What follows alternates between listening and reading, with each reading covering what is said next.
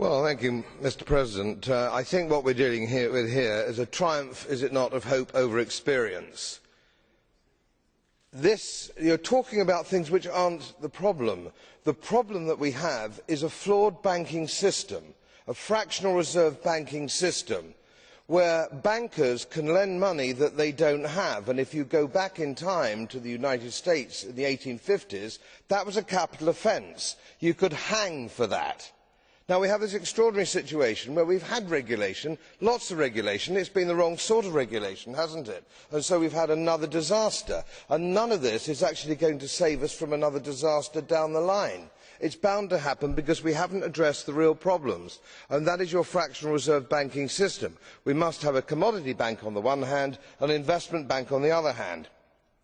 So, Commissioner, you talk about banks' ability to withstand shocks. Well, by this definition, by your definition, a shock is people turning up wanting their money back. You know, that's not a shock. That's a sort of should be a day-to-day occurrence and should be dealt with accordingly. And we're talking about bankers' bonuses, an absolutely wonderful way of taking everybody's eye off the ball. What we've actually had here is criminal activity by bankers, and not a single banker has been sent to prison. This is extraordinary. Billions of pounds have been taken away from taxpayers, taken away from depositors, bondholders, and yet not a single banker is in jail. This is a disgrace. This is a disgrace. We really have to use the law of the land, not so much regulation, and printing money. And central banks are equally culpable, make no mistake. I'd like to see some central bankers in prison. And I call quantitative easing counterfeiting. Printing money is counterfeit. It's illegal. If a private citizen did it, they would go to jail. So let's look into our own hearts.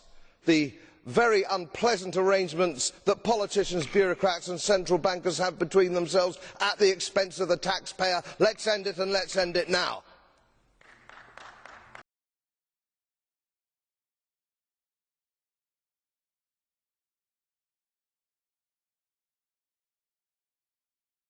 As most of you know, my work is very heavily independently research based, and I get my information from all over the world. It would help if you press the subscribe button and the little bell next to it, because the more subscribers I have, the more likely it is that international independent research institutes will share their material with me. It's most helpful, and then of course I automatically share it with you.